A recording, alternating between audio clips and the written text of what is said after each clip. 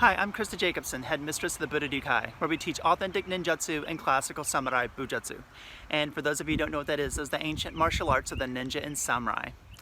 In today's video, I'm going to talk to you guys about today's camp. Today we host the annual Tomo-ryu Keiko. And as you guys know, the Tomo-ryu Keiko is an annual ninjutsu training event that happens here at the Budo Ryu Kai. The Budo Ryu Kai has 7 warrior traditions, and one of those traditions is Tomo-ryu Shinobijutsu. And as all of you guys know, I am the Soke, the 21st Soke of Tomo-ryu. So for the next 2 days, I'm going to be with some of my closest students, sharing the deepest aspect of training of this particular art. We'll be looking at the densho and the scrolls and just training. I want to talk to you guys today about that a little bit, and give you guys some of my thoughts on the things that we're going to be doing today, kind of as a preview, right? However, I also want to talk to you guys about something that's just absolute saddening, and it's on my mind. And when I do these videos where I go out for a walk and I'm sharing my thoughts on the martial arts, I always feel like to be the most authentic expression to the camera and to relate to you guys, I always feel like I need to talk about what's on my mind and the way that I feel, more so than just like, okay, we're going to talk about this topic or this topic. You know, to be honest with you, I have a ton of videos that I want to shoot and lists of videos that I want to shoot. It's just that that's not the energy that I have that day, you know? And today was very saddening, and I just kind of feel like I need to express my thoughts on certain things with you guys today. But it's definitely going to get worse before it gets better, that's for sure. So before I begin with everything about the Tomo-ryu Keiko and, you know, my thoughts on all these horrific things going on right now, I always give a shout out to all of my new viewers.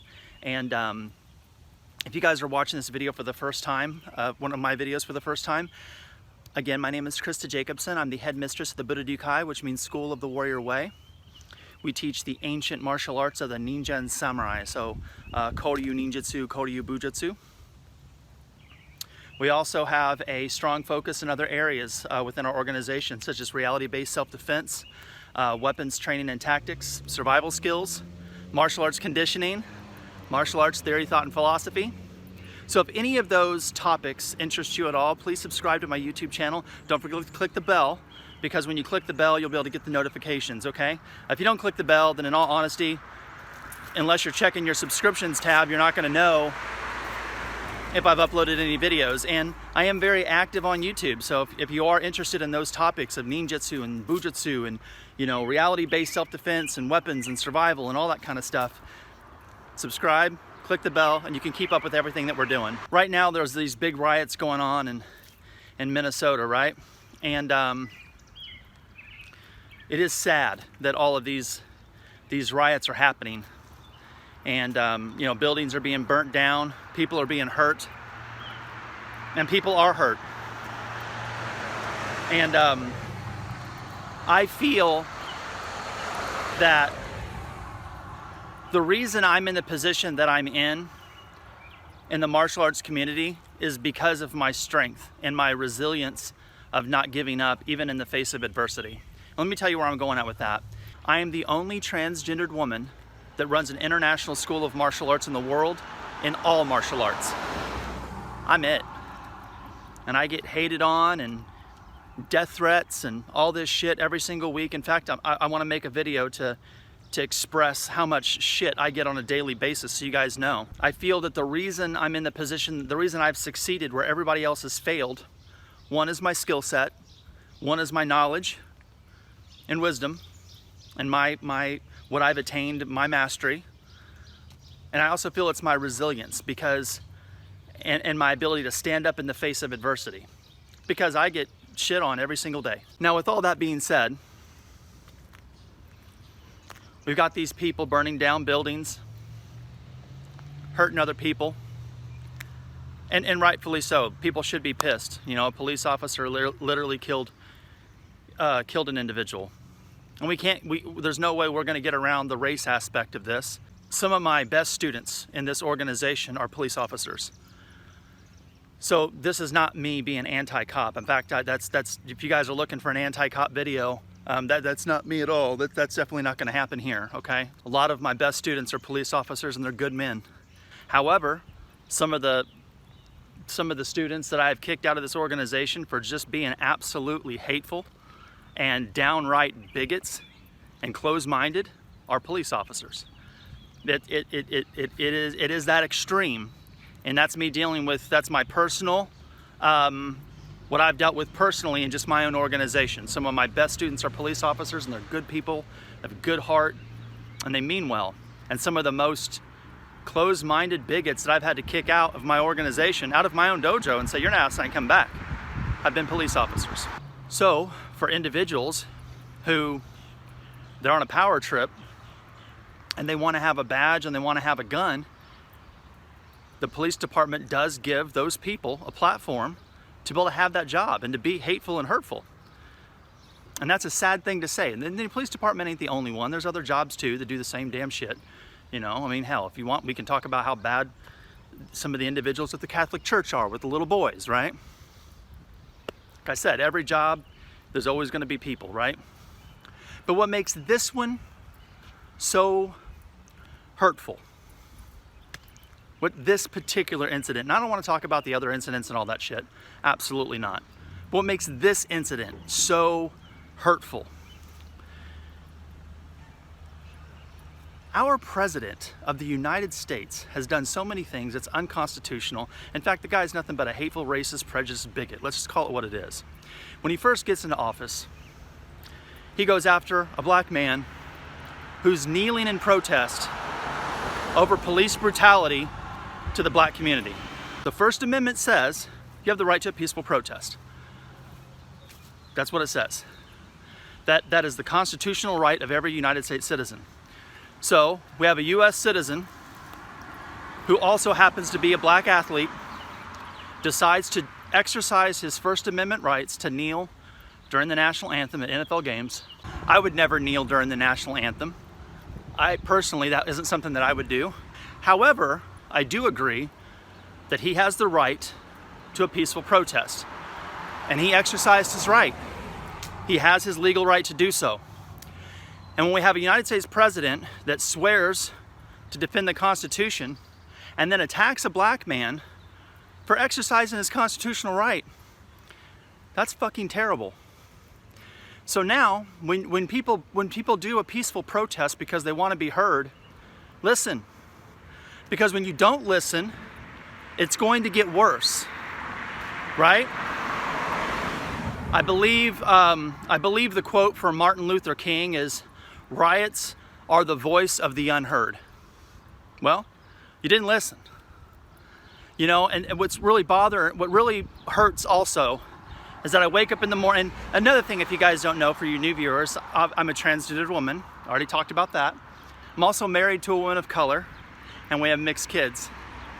Now, they're all worried about police brutality and police coming after them because they're not, you know, white and everything else. It perpetuates hate and fear into all communities all over the United States, not just Minneapolis.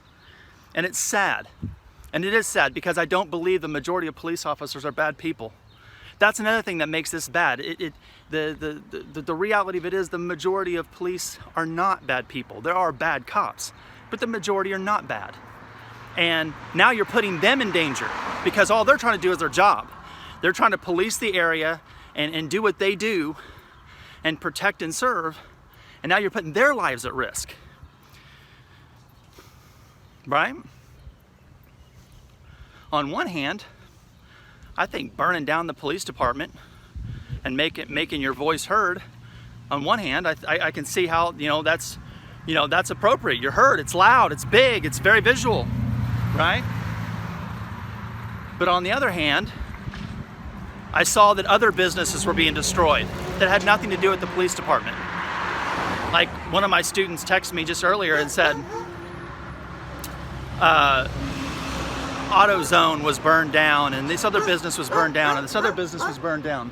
Well, to me that's going a bit far with it because AutoZone and these other businesses, those are probably small business owners. They barely can't even pay their bills now. Now you're fucking them over. What the hell do they have to do with it, you know? But on the other side, the sad part is the Minneapolis Police Department knew that this guy had a history of violence. A history of violence. His rap sheet is fucking terrible. How this guy can be a cop is absolutely beyond me. How he even has a badge and a gun is beyond me. And everything starts with leadership. And what really sucks with this idea is that most people don't watch the news. Most people don't keep up with the bullshit. Most people, they just don't care. They're going about their lives. They're going to work. They're taking care of their family. We're going through a goddamn pandemic. People don't have money. People are trying to fucking eat. 1 out of 5 kids in our country don't have enough food right now. I mean, we're going through all these goddamn problems, and the leader that we have is just an asshole. You know, when you look at the presidency of Donald Trump, he's the first president that someone testified under oath and showed a check where he's paying a whore because of a night that he had with her. He's sitting in the Oval Office writing checks to whores. Now, another one in the First Amendment, it talks about our freedom. So freedom of speech, freedom of religion, you know, freedom of press, etc., etc. It's our freedoms. And then the Second Amendment is the right to bear arms in case they take away that freedom. So here's Trump, who constantly goes after the press and social media all the time, sworn to protect our Constitution. Meanwhile, he attacks the people who don't agree with him that are in the press and social media and etc. But because, you know, he's a little butthurt because he was, you know, he was born into a rich ass family. He's a rich little brat that's got everything he ever wanted in his life. And now he's all sorts of pissed off because someone puts him in check. He never had a spanking before in his life. So he attacks the press, which is unconstitutional. He makes a Muslim ban. Well, one of the first freedoms was freedom of religion. You can't stop someone from coming into America based on being an American citizen based on their religion. Now, if he would have said, I'm going to make a ban against these countries because we're at war with them, I agree with that. Everyone would agree with that. Yeah, if you're at war with Iraq or Iran or Afghanistan or whatever, then put a fucking travel ban on their ass. We don't need any type of a chance that some hateful person could come in and hurt us. So I totally agree with that. That's not what he did. He literally said it's a Muslim ban. Like, and there's so many Americans that are Muslim that are in the military. There's so many Americans that are Muslim that are United States citizens. Hell, we have Muslims that are actually, they've been voted in as public servants in our government. Like, it's a religion. And it got struck down, unconstitutional. 2 times he tried to take away rights of transgendered people serving in the military. As a transgender woman, I find that offensive, that he's trying to take away rights. Again, it's rights. He goes after the Colin Kaepernick for taking a knee. And all he's doing is the right at a peaceful protest. And instead of being a president and saying, you know, okay, we hear you, well, we're going to work on it, even though they probably ain't going to do shit about it anyway, but at least say the right thing and acknowledge the right thing. No, he mocks him. He literally mocks a man for doing his constitutional right of freedom of a peaceful protest. Now look at what happens. Now we have a white cop. And if you look at the picture, remember when I always talk about these skinny ass pussies that can't fight, or these fat overweight masters, you know what I mean? This is one reason why I can't stand it, because when you're a martial art master and you're so fucking scrawny that you hide behind a gun or a badge, or you're so fucking fat that you can't do what you're teaching, the problem is the majority of those people have these big ass fucking egos. You know what I mean? Because they're not really dedicated to the craft. They just want to look tough. Go back and look at the picture of that cop that has his knee on the back of that man's neck. His arms are that big around. He is a fucking pussy. That dude wouldn't survive 1 round against any fucking martial artist. He'd get his fucking ass whooped. He is an absolute fucking pussy. He's a pussy with a fucking badge and a gun. And that's the problem. And that's one reason why I stand against it, because when you look at all these loudmouth fucking keyboard warriors on the internet, these fat, overweight, out of shape fucking, you know, 15th Dons, you know, catch what I'm saying? Or these fucking, they got more fucking patch. Some of these people have more patches on their fucking gi than a goddamn NASCAR. Or these skinny, anorexic, ain't got no goddamn muscle. They can't fight. They can't do what they're teaching. They just got a big old fucking mouth. It's terrible. And that ego that you're supposed to learn to get rid of through training. Because when you get your ass busted in training all the time, push-ups, sit-ups, squats, you know, sparring, you win some, you lose some, you get humble. And that humility teaches you a lesson. Now, These fuckers don't. Have you ever noticed that the people who run their mouth the most on the internet are always from organizations that don't spar? They never just took in a good old-fashioned country ass whooping. You know what I'm saying? That's why we spar so much. Because just a good old-fashioned country ass whooping, that kind where you just get your ass beat down to the fucking ground and you gotta think before you stand the fuck up. That's the best lesson of life right there. But you got these teachers that are all fucking sellouts, they're all about the money. They leave organizations like us to go to easier organizations like them so they can make more money and have a big ass fucking ego. Ridiculous. So we got a president that's constantly, who's a hateful, racist bigot. And what happens is it empowers the people that have that mindset. You catch what I'm saying? That's what it does, because people are going to see when he says certain things and he acts a certain way, you know, that expression, it empowers the people that has the same ideals. If he says this is wrong, okay. Have you noticed that this has been going on now for a few days and not one time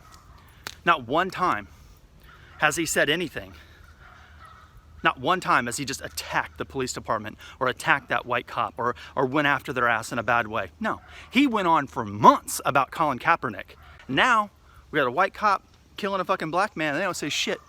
Fucking quiet as a church mouse.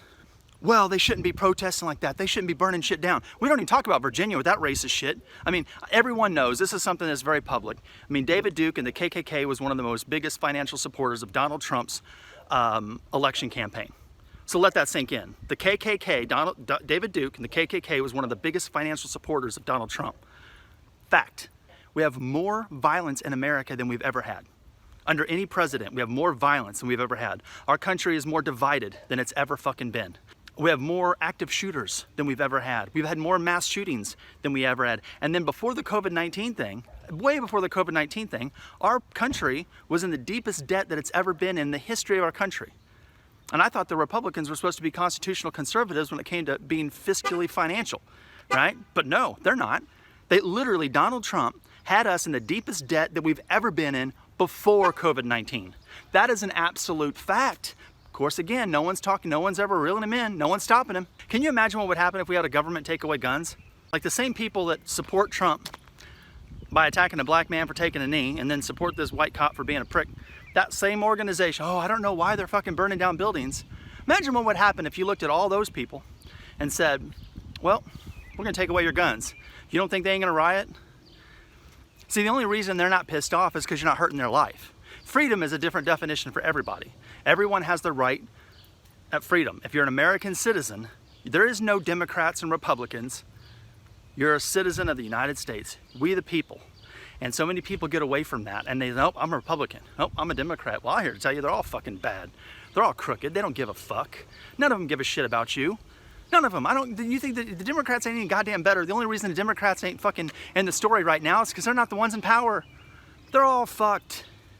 Every fucking one of them. It's just the damn truth. And it's ridiculous for this notion for people not to get super pissed because they're so close-minded that they feel like they got to be on the side that's winning rather than just what's doing what's right. And you can't sit there and tell me that if the government took, if somebody else is in power and they took away guns, that certain groups wouldn't rise up and be like, fuck you, and there's going to be riots for that. Perfectly okay if you make gay marriage illegal. Well, why is that? Why is it okay to be married here but not here? Especially when it's supposed to be freedom of religion, and in the Bill of Rights, it's also you're supposed to have a separation between church and state. So you should be making laws or state laws based on the ideals of a Christian religion. If it's freedom of religion, it's freedom of religion. Separation of church and state, well then you can't make marriage laws based on Christianity. Isn't that something? How, like, the same people, it's like, nope, I'm a conservative, I believe in the Constitution, they're anti-gay marriage. But by doing that, they're going against the Constitution. Same people, it's like, nope, I'm a constitutional conservative and Colin Kaepernick shouldn't be taking a knee. Dude, that's a First Amendment right. Do you not know the Constitution, or are you just saying it because you think it sounds cool? Have you ever read the Constitution? And here's the thing, is I want to say this too, I don't blame anybody for voting for Trump. Like if you guys voted for Trump back in 2016, I don't blame you. I mean, we were given shit on both sides. We even have, Democrats gave us a fucking, you know, a shitty ass thing to vote for, and the Republicans had a shitty ass thing to vote for. I mean, both the DNC and the RNC fucked us on both ends of the coin. So I ain't mad at anyone who voted for Trump, because it's like, you know, you got a shit sandwich with ketchup or a shit sandwich with fucking mustard, right? You got a shit sandwich either way. You know, make a little trick about the fucking COVID-19 thing. It's like, we knew about COVID-19. They knew back in fucking November. They did nothing. They got reported in December. They actually showed the documents. He got a report in December. He did nothing. He got a report in January. He did nothing. 3 months he got the reports that COVID-19 is going to be this huge pandemic, and he did nothing. In fact, in January, he said it was a goddamn Democrat hoax so he wouldn't get reelected. Yeah. And then in February, he did nothing. He said, no, it's going to be like the flu. It's going to go away. More people have died of this than the flu. More people have died from COVID-19 in 3 fucking months than people have died globally from the flu all year. It is not like the flu. Don't listen to that stupid shit. He did nothing. It wasn't until March that when the shit started getting bad, then he started doing something. And back in 2018, he totally fucking dismantled the fucking pandemic team that's supposed to defend us against this. He fucking dismantled a pandemic team only because Obama did it, because he's a fucking racist and he didn't want anything that a black president stands for. So he dismantles that shit, right? The whole pandemic team that keeps us safe from a pandemic. He kills that back in 2018, about a year and a half or so into his presidency. He killed that shit. And then he did nothing when the pandemic was reported to him. And this is where we are.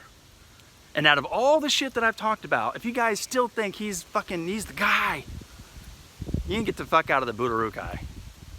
And now, today, I'm going to be hosting for the next 2 days. We're going to be hosting the Tomo-ryu Shinobi Keiko. And there are very few ninjutsu traditions that still exist in the modern day, that are still passed down. And there's a soke of a tradition.